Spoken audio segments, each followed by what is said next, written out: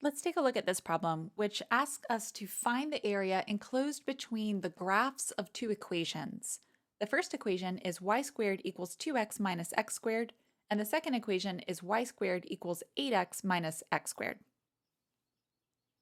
I'm going to show you in a minute how to get to what these equations look like algebraically, but first let's just generate a picture in Mathematica. I'm going to use contour plot. And I'm going to plot two equations, so I have to list them out using curly brackets. The first one is y squared equals 2 times x minus x squared. And the second equation is y squared equals 8 times x minus x squared. Okay, that's my pairing. Then I'm going to say let's have a domain of x goes from negative 10 to 10, and y likewise goes from negative 10 to 10. Okay, so you can see that the graphs of these two equations are circles, and we're looking for the area enclosed between them. If we wanted to, we could zoom in a little bit and say, how about x goes from negative 1 to 9, and y goes from negative 5 to 5, just to change our viewing window. So we have two circles, both live in the right half of the xy plane. Their centers are along the x-axis, and we're looking for this area between them. The easiest way to solve this problem would be to use our knowledge of geometry. To find the area between two known objects, what we can do is compute the larger area and subtract off the smaller area. So since we know that the larger area is 4 squared times pi, and the smaller area is 1 squared times pi, so pi times the radius squared for each, then we get that the area enclosed between the graphs of these two equations is 15 pi. At this point, we're done with the problem, but I would still like to set this up as a double integral in order to practice describing this region using the polar coordinates r and theta.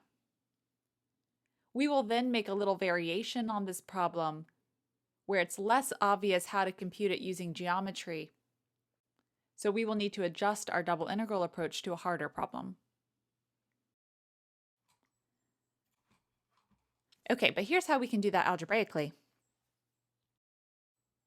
We're going to complete the square. So for the first equation, y squared equals 2x minus x squared, I'm going to bring everything to the left-hand side of the equation. I just like that better. So I'm going to have x squared minus 2x plus y squared equals 0. And then we take the coefficient in front of the x term, we divide that by 2, and group that with x. So x minus 1 squared plus y squared equals. Now if you multiply this term on the left, expanding it back out, we would get x squared minus 2x plus 1. So we see the x squared and the minus 2x that we started with, but we've added 1 to the left-hand side of the equation. That means that I need to add 1 to the right-hand side of the equation. So this is the circle centered at 1, 0 with radius 1.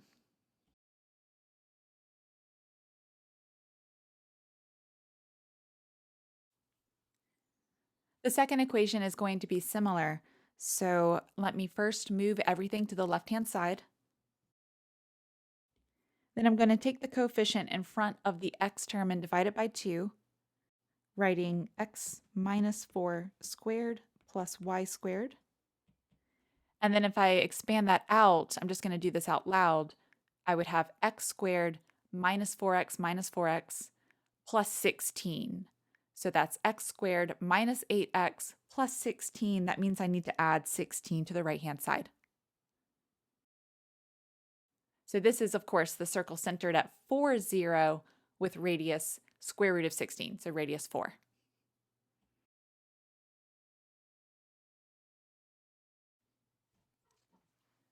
And that is exactly what we observed in Mathematica when I generated the picture using contour plot.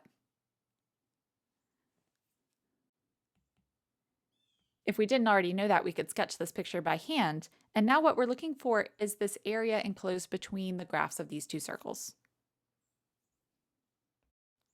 We're going to set this up using a double integral written in polar coordinates. I think it's helpful to see the axes, so let me add the y and x axis here.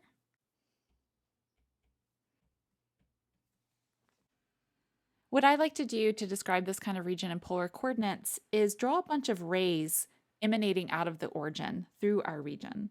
So if we draw straight rays out of the origin, they look like this.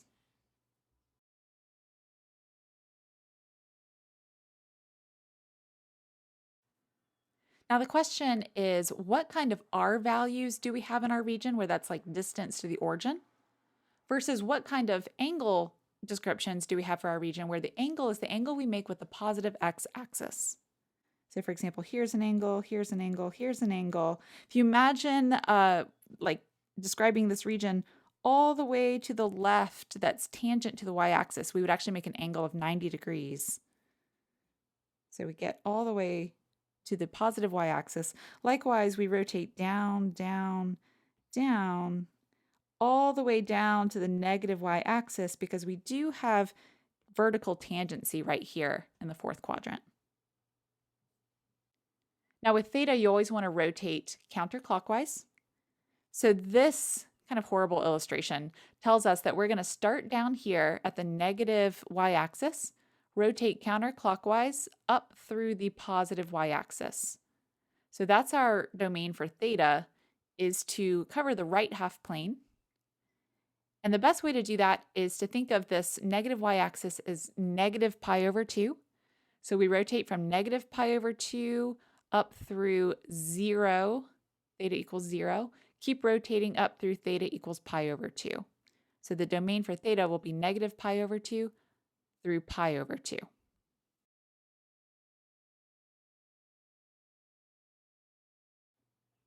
To determine the domain for the radius r, what I do is I travel outwards from the origin.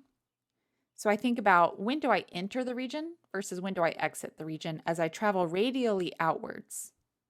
So if I'm just going along this ray, I enter the region on the smaller circle, and then I'm in the region. So in here, we're in our domain, and then we exit the region on the larger circle. So this is like the minimum R value is the inner circle, and the maximum R value is the outer circle. The question is, how do we describe R now? And we'll do that on the next slide. What I'm going to do is take each of the equations that we have, because those are the equations for the circles. Since the minimum R value is given to us by the first equation, y squared equals 2x minus x squared, let's take that entire equation and convert it into polar coordinates. I'm going to work with this equation a little bit differently than I did on the previous slide. What I'm going to do is group x squared and y squared together, because whenever you're converting from rectangular coordinates to polar coordinates, you want to see terms that look like x squared plus y squared, because that actually just equals r squared. So I'm going to write this as x squared plus y squared equals 2x. Now in the conversion to polar, x squared plus y squared is r squared. And then 2x is going to be 2 times r cosine theta. And that's because in standard polar coordinates, x equals r cosine theta, y equals r sine theta.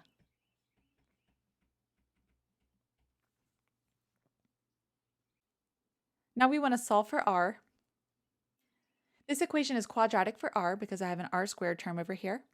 That means there are two solutions. One of them is r equals 0, which actually takes us back to the origin. The other solution is what describes this inner circle. So let me divide both sides by r, and we get r equals 2 cosine theta. That's the equation of that inner circle in polar coordinates.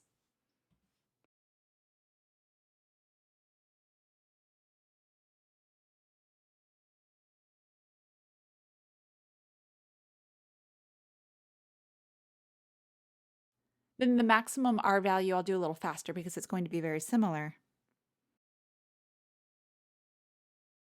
This one is from x squared plus y squared equals 8x.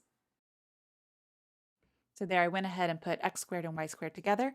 That means when we convert it to polar, we're going to have r squared equals 8r cosine theta, which tells us that r equals 8 cosine theta is the polar description of the larger circle.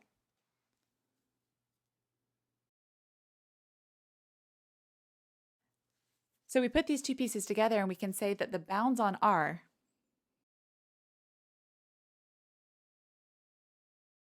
are going to go from 2 cosine theta up through 8 cosine theta. Okay, now we have our bounds for theta and we have our bounds for r, so we're ready to set up and then evaluate this double integral to compute the area enclosed between these two circles. Let me call this region capital D. Then the area of D, as a double integral, the area of D comes from integrating 1 over D and then dx dy or dy dx, which I summarize as dA.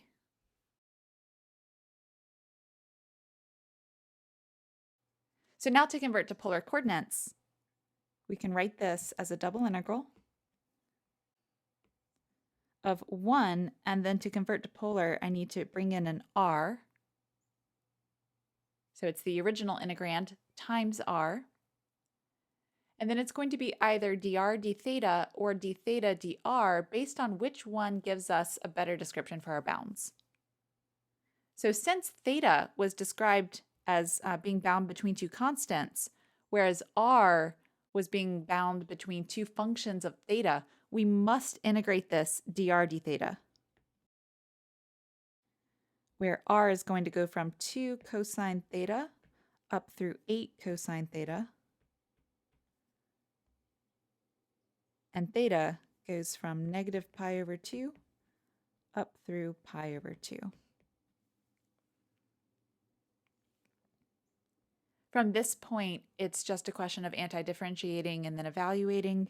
So let me do this as, let's go ahead and write negative pi over 2 up through pi over 2. And then the antiderivative of r with respect to r is r squared divided by 2. And we're going to evaluate this from r equals 2 cosine theta through r equals 8 cosine theta. And then at this point, we've done the anti-differentiation with respect to r, so the only differential left is d theta. Okay, now we keep going. And if I plug in 8 cosine theta and square it, we're going to say that this is the integral from negative pi over 2 through pi over 2. 64 cosine squared theta divided by 2, which is 32 cosine squared theta, minus 4 cosine squared theta divided by 2, so minus 2 cosine squared theta, and then d theta. Let me just step back and make sure I did that right. So 64 divided by 2 is 32 cosine squared, and then we'd have minus 2 squared divided by 2 is 2 and cosine squared. Okay, so overall 30 cosine squared theta.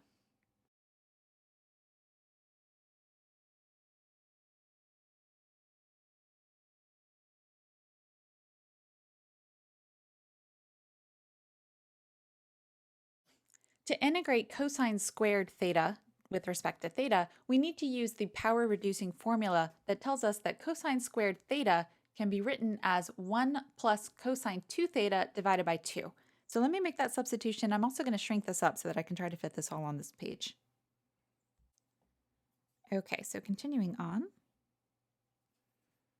we can say that this is the integral from negative pi over 2 through pi over 2.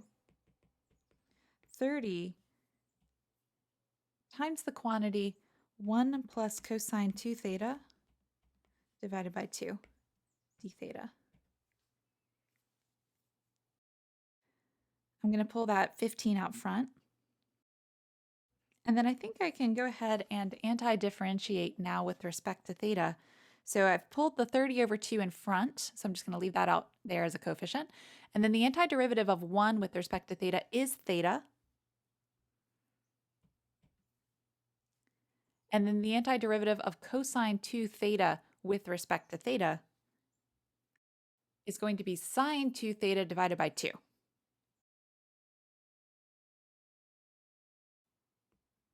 So I've got that whole expression. Let me just now differentiate with respect to theta to make sure I get back what I expect. Derivative of theta with respect to theta is 1. Derivative of sine 2 theta with respect to theta is 2 cosine 2 theta, but then divided by 2 leaves me with just cosine 2 theta, so that all looks good. This is a definite integral, so we're going to evaluate this from theta equals negative pi over 2 through theta equals pi over 2. Okay, so if I plug the top bound in for theta, we get 15 times pi over 2. And then if I plug pi over 2 into sine 2 theta, I get sine of pi, which is 0. Now we subtract off plugging in negative pi over 2. So for the first term, that's just negative pi over 2. And then the second term is going to be sine of negative pi, which again is 0. Okay, so we have 15 times pi over 2 plus pi over 2, so 15 times pi. So that is the area enclosed between these two circles.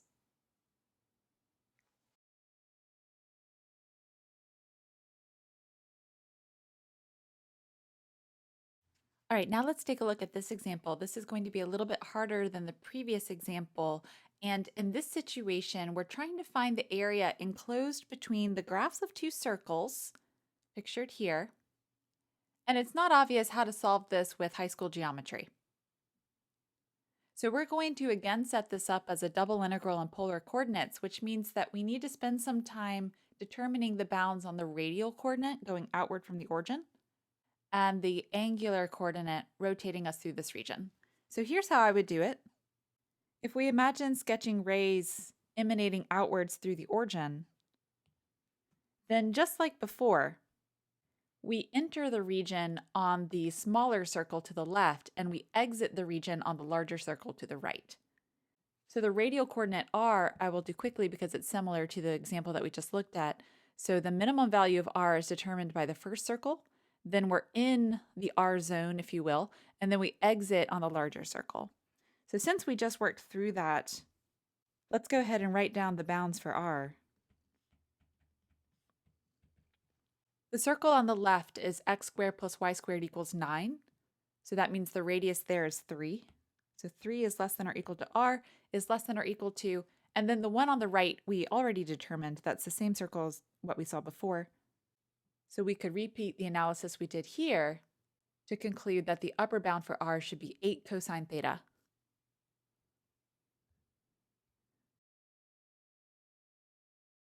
The angle here is different though, because this region does not come down and touch the y-axis.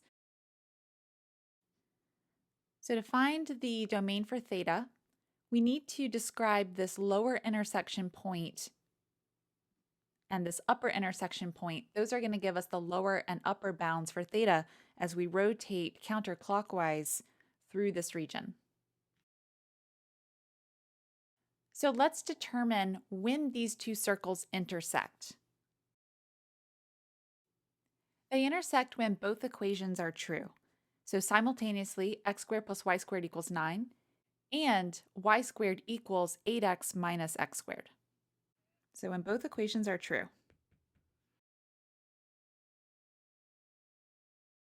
The first one is pretty simple. For the second one, let me bring the x squared over so that it sort of looks like the first equation. So we're going to have x squared plus y squared equals 8x.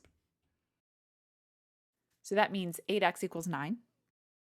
Or in other words, the x coordinate there is 9/8. We want to describe theta, so let me just write x equals r cosine theta. That's true in general, but notice that when we're at that point of intersection, r equals 3 because we're on the circle x squared plus y squared equals 9. So x equals 3 cosine theta at that point. Let's sub that into our equality that we just found. So 3 cosine theta equals 9/8, which means that cosine theta is 3/8. So now if I take the arc cosine of both sides, we get that theta equals arc cosine, that's the inverse cosine function, 3/8. That's actually the upper bound. The way the arc cosine function works, it returns you angle values in the first and second quadrant. So if we compute the arc cosine of something, the angle is going to live in the first or second quadrant. So that's this angle up here.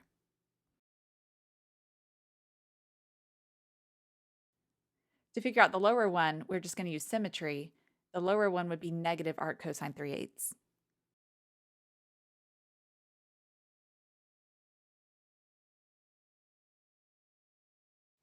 Now we have the bounds on r and theta. That's really the heart of the problem, but let's go ahead and proceed through the double integration in order to compute this highlighted area enclosed between these two circles. Okay, so just like before, let's call this region D, and I'm going to say the area of D is the double integral over the domain D, and let's go ahead and describe everything in polar coordinates. So we'll have bounds in polar, and then it's 1r, and then it's going to be dr d theta, because like before, we have r bound by a function of theta and theta bound by constants. So that's the better ordering of the differentials that will allow us to immediately start evaluating. So for theta, I'm going to write a cos for arc cosine, and that's going to go from negative arc cosine of 3/8 up through positive arc cosine of 3/8. All right, I'm going to write a cos to save some room. Okay, so there are the bounds on theta. And then for r, it's going to go from 3 to 8 cosine theta, and then r dr d theta. Go ahead and integrate r. So we're going to have negative, I'm just going to write negative AC, positive AC, just for those bounds. And then, oh wait, we're integrating r, so if we've done that, it's r squared over 2, evaluated from r equals 3 through r equals 8 cosine theta. We still have to integrate this with respect to theta. Plug in the top and bottom bounds, and we get negative AC through AC. 64 cosine squared theta over 2 is 32 cosine squared theta. And then minus 3 squared over 2, so minus 9/2. To integrate this cosine squared term, we're going to use a power reducing formula again. But before we even do that, let's make a change to this integral. The next step I'm going to do is optional, so you could proceed through to the end with this the way it's written. But I'm going to notice that the integrand here is even with respect to theta, which means if I plug in a positive theta and then its negative equivalent, we would get the same result. So like if theta is 1 or -1, it doesn't matter. So since this integral has this special form where we go from negative a value to the positive value, in particular negative arc cosine 3/8 through positive arc cosine 3/8, and then the integrand is even, I'm going to write this as twice the integral from 0 through arc cosine 3/8, 32 cosine squared theta minus 9/2 d theta. That's optional. I just like to do it when I see it. Okay, I'm going to continue this on the next slide. Now let's bring in our power reducing formula. So this is going to be, how about the integral from 0 through arc cosine of 3/8, 2 times 32 times 1 plus cosine 2 theta divided by 2, just like before, minus 9 d theta. All right, so 2's cancel. Okay, now we're ready to integrate. So the first term is 32 times 1. The antiderivative of that with respect to theta is 32 theta. The second term is 32 cosine 2 theta. The antiderivative of that with respect to theta is going to be 16 sine 2 theta. Because now if I turn around and differentiate, that would be 16 cosine 2 theta times 2, which gives us back 32 cosine 2 theta. And then the last one, actually I could have combined this with the first one, but the last one's going to be minus 9 theta. So we'll put those first and last terms together, and then we're going to evaluate this from 0 through arc cosine 3/8. I'm going to take sine 2 theta and use this double angle trig formula that sine 2 theta equals 2 sine theta cosine theta, so that we can write this as 23 theta plus 32 sine theta cosine theta.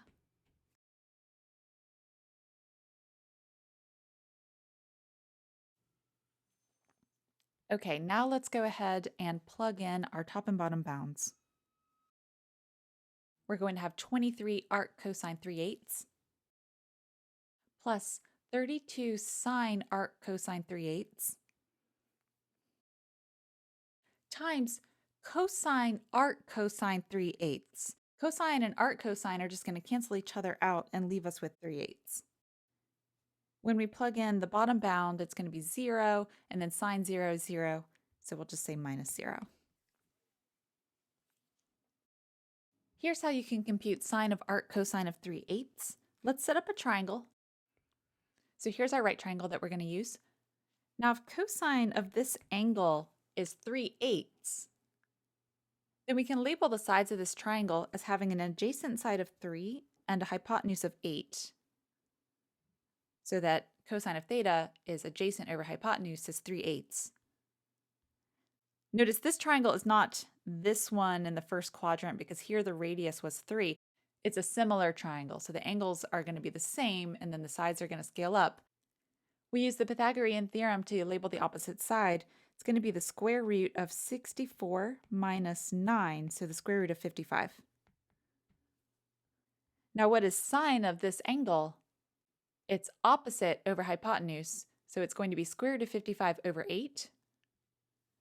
Now coming back to our original angle, although the sides would be different, they would all be a little smaller, the ratio of adjacent over hypotenuse and opposite over hypotenuse are going to be the same. So sine of this angle is going to be square root of 55 over 8. Okay, so now we're ready to write our final answer. It's going to be 23 arc cosine 3/8 plus 32 times the square root of 55 over 8 times 3 over 8. All right, we can simplify this answer. So 8 goes into 32 4 times, and then 4/8 is 1/2. So the final simplified version of our answer is going to be 23 arc cosine 3/8 plus 3 over 2 times the square root of 55. So that's an exact answer. At this point, we're done, so we've computed the area of this shaded region D. I hope you enjoyed working through this exercise in polar coordinates.